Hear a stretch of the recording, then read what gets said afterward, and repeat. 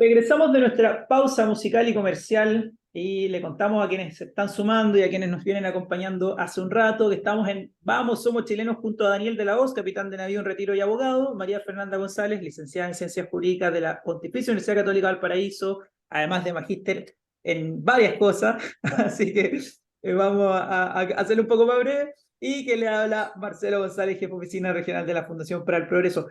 Estuvimos conversando, perdón, en la primera parte sobre los resultados del domingo. Vamos a seguir dándole una vuelta porque hay varias cosas que se nos quedaron. Ha estado bien, bien interesante. Y una pregunta que quedó ahí, que las dejé hechas antes de irnos a la pausa, es si es que ahora hablamos de la Constitución del 80 o la Constitución de Lagos, porque después del día domingo parece que el discurso ha cambiado un poco. Por lo menos Johannes Kaiser, el diputado republicano, dijo o votan esto o se quedan con la Constitución del 80. Incluso creo que dijo con la Constitución de Pinochet. Entonces, no sé cómo lo ven ustedes. ¿Creen que eso también le hace bien a la discusión, le hace mal? ¿Cómo también lo perciben ustedes esa discusión? Breve, porque así pasamos a las cosas más interesantes y más importantes, pero Yo te lo digo cortito. ¿Eh? Primera pregunta, y le preguntaría al ciudadano y al auditor que nos está escuchando en este momento, si toman la Constitución en sus manos y ven quién la firma el presidente Lagos. Luego es una Constitución del presidente Lagos, que derivó de una Constitución anterior que fue mejorada, modificada, etcétera, etcétera, etcétera, y salió esta nueva Constitución en el año 2005 y lleva la firma del presidente Lagos. Así que no hay más discusión sobre eso. Es una Constitución del presidente Lagos. María Fernanda. Y yo también creo que es la constitución del presidente Lago. Sin embargo, y es algo que ha dicho muchas veces Johannes en su canal, que creo, y en eso sí estoy de acuerdo, es que la constitución del 2005 sí se vio sobrepasada en octubre del 2019, y el presidente Lagos, o sea, las mayores modificaciones que se realizaron fueron aquellas de atenuar muchas de las facultades que tenían las Fuerzas Armadas. Había una serie de disposiciones que protegían la democracia, que impedían también de que ciertas agrupaciones políticas dejaran de lado el diálogo y se fueran por el camino de la violencia. Y creo que ahí deberíamos sentarnos a conversar y ver determinadas disposiciones que protejan un poco más la democracia, porque creo que a partir de 2019 el gobierno en ese tiempo y también los partidos políticos se vieron sobrepasados, y por lo tanto creo que ahí sí hay que establecer una determinada protección, porque nada nos asegura de que los próximos gobiernos también se vean afectados por protestas en las calles, desorden, el narcotráfico avanzando. Y creo yo que la ciudadanía está pidiendo un poco más de protección en esa línea. Por lo tanto, creo que sería deseable de que los partidos políticos establecieran ciertas disposiciones, obviamente sin cambiar la constitución, sino que se podrían llegar a estos consensos en las cámaras y agregar determinadas líneas o realizar determinados ajustes. perfecto. Perfecto. Bueno, entonces quiero volver a la discusión en torno a los resultados, porque dentro de las sensaciones que a mi parecer deja los resultados de las elecciones, que Chile vive cierto grado de polarización. Y esto lo voy a explicar.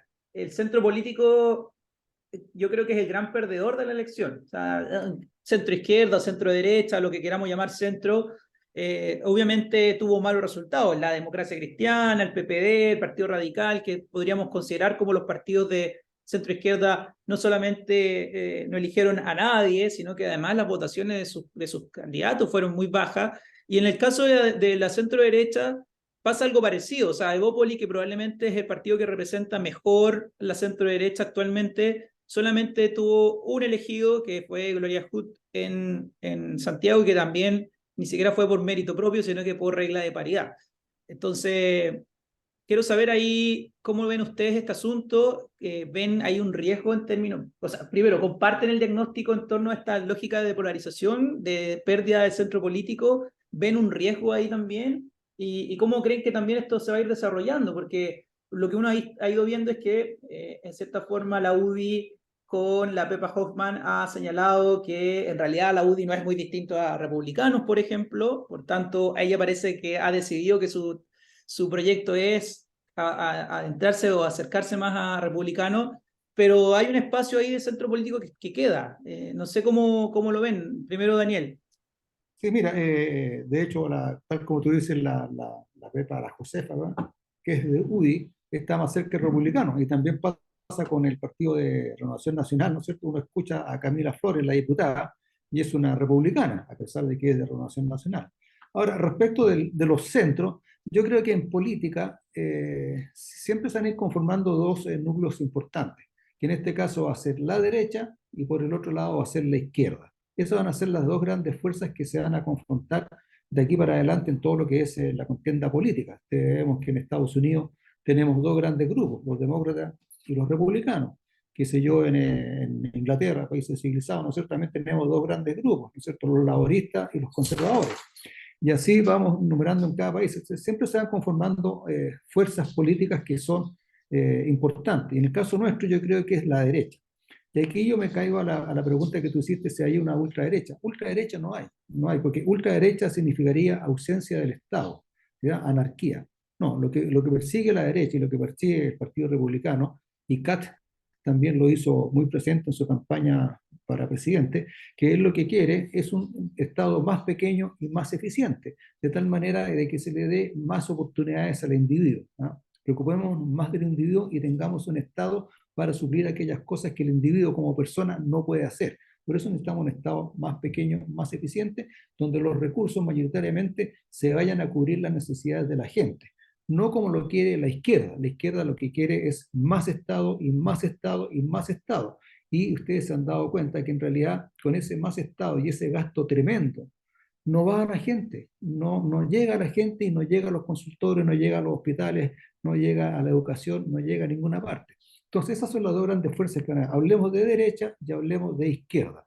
Y esas son las dos grandes fuerzas. Entonces los centros tienen que ir adaptándose y tomando una posición hacia los grandes grupos que están en este momento, digamos, llevando lo que es la política nacional.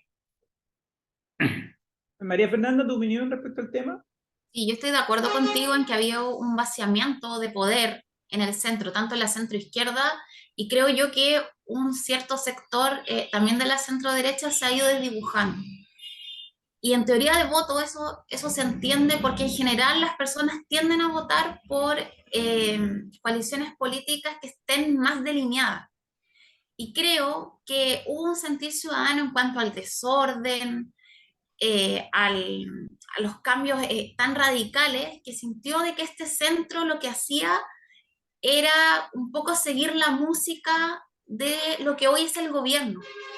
Entonces creo que el voto de castigo estuvo en esa dirección, porque ahora Chile, y sobre todo en esta elección, que en el fondo es un cambio constitucional, se divide en personas que efectivamente quieren un cambio de modelo y avanzar decididamente en un cambio más revolucionario, como lo vimos a partir del 18 de octubre, y otras personas que en realidad quieren cambios, pero no cambios radicales.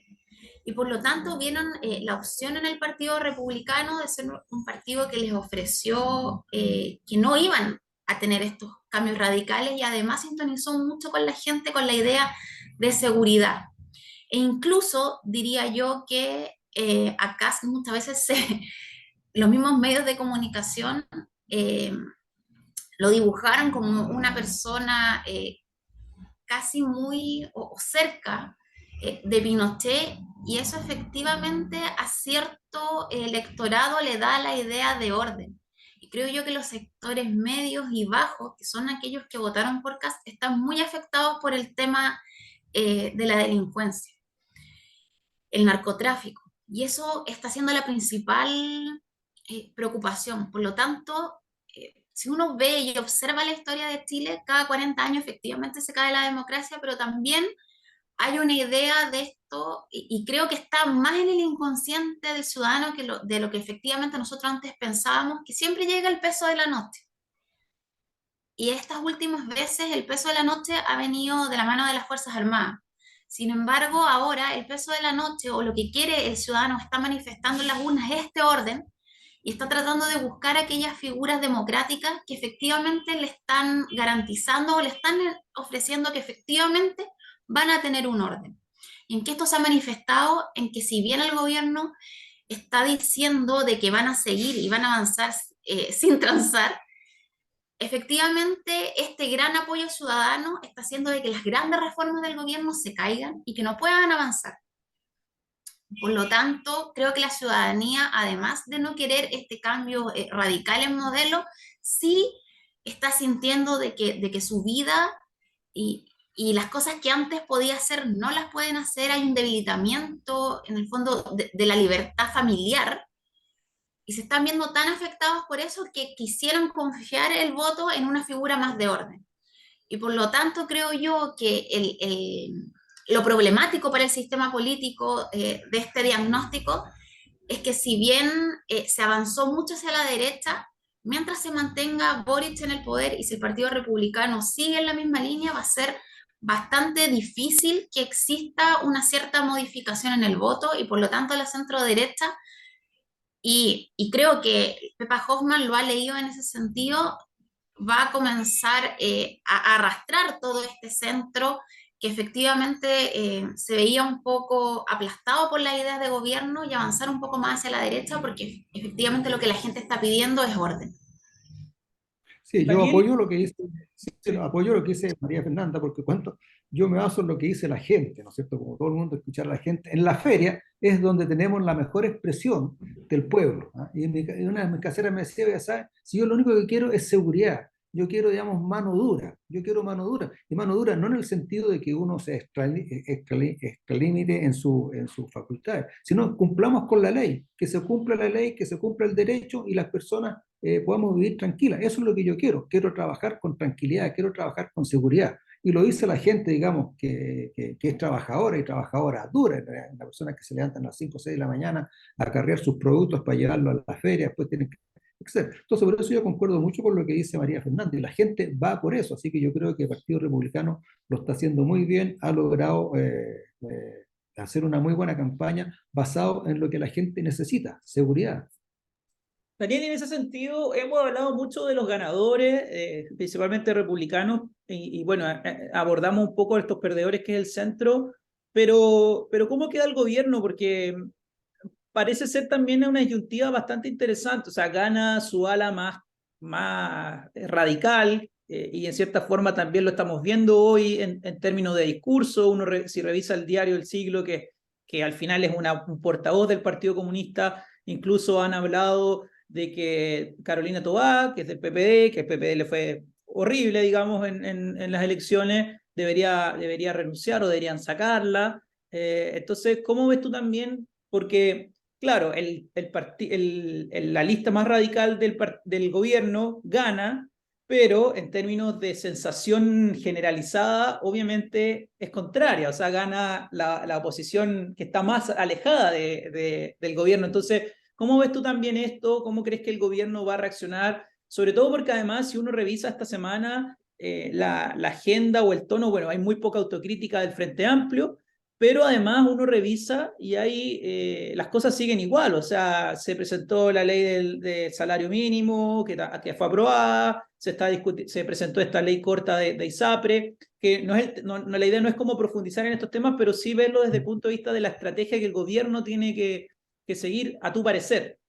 A mi parecer, como ya lo dije y lo hemos dicho en programas anteriores, el gobierno está fracasado, el gobierno ya está derrotado, el gobierno ya no tiene capacidad de reacción. Es más, como lo dije en el programa pasado, unos anteriores, el gobierno ya no tiene personas a quien poder asignarle cargos de responsabilidad, no tiene a quien elegir. Y por eso es que Camilo Escalona, creo que el domingo pasado en el programa, le dijo al gobierno, oiga, ¿sabe? Empiece a llamar gente de la democracia cristiana y políticos, digamos, de mejor estatura política. El gobierno está derrotado, el gobierno ya no tiene capacidad de reacción, ya no sabe qué hacer, y por eso se han mantenido callados y muy callados durante los 20 o 25 días previos a la elección, porque en realidad están esperando que les llegue la muerte, y la muerte les llegó. La gente habló, y habló mayoritariamente. No quieren este gobierno. Y yo creo que la capacidad de reacción es nula. No tienen capacidad de reacción, no tienen a quién nombrar. Obviamente que Carolina Toá y todas las personas que están deben salir del gobierno, pero ¿a quién ponen? No tienen gente. Exactamente, y ahí por eso te pregunto, porque claro, es fácil decirlo en términos de que el gobierno está fracasado, pero al final del día le quedan 3 años todavía, y son 3 años que esperamos que se cumplan. O sea, desde el punto de vista democrático, uno espera que el presidente termine entregándole la banda, ojalá a uno de nuestro sector, pero en términos prácticos todavía le queda harto tiempo. Entonces, y ese tiempo Bueno, significa un problema también para todos los chilenos. ese es un problema que tenemos. Pues. Y ese es un problema que tenemos provocado por este mismo gobierno y por su incapacidad de gobernar. Llegó al poder, a llegar a ser presidente de Chile, una persona que no tiene el conocimiento, no tiene la competencia, no tiene la expertise. Ya lo vemos que para el día de la elección todavía sigue jugando igual que niño chico, se sube a los árboles, ¿no es cierto? Se tira por toboganes, no solamente se tira por los toboganes, sino que queda atascado y no solamente ese, lo rompe y ni siquiera lo paga. Entonces, no hay nada más que hacer. Desgraciadamente, como tú dices, nos quedan 3 años. Nos quedan 3 años en que el país va a sufrir las consecuencias de esta incapacidad y de esta incompetencia de personas que no son capaces de gobernar. Así que, ¿qué va a pasar? Digamos, tratemos de hacer algo en el sentido de que no se me ocurre. Tendría que empezar, dame una semana para analizarlo el próximo jueves. No sé, es Vamos a complejo, es tener una complejo. respuesta, porque María es Fernanda, no complejo. sé qué opinas tú respecto A también a ver, yo esto. creo que el gran ganador fue el Partido Comunista, porque si vemos la votación, ellos ya lograron que el socialismo democrático retrocediera. Entonces los votos son de una izquierda dura que apoya al Partido Comunista y al Frente Amplio. Por lo tanto, creo que esas ganas de radicalizar aún más su postura, hoy las urnas le están diciendo de que efectivamente se respalda en ese sentido. Entonces creo que si bien quizás no tienen los gestores para poder llevar a cabo esto, efectivamente el presidente está llamando a un diálogo, porque ese mismo día tenemos que recordar que emplazó al Partido Republicano diciéndole que vamos a dialogar, pero al mismo tiempo sigue colocando en primera línea sus reformas.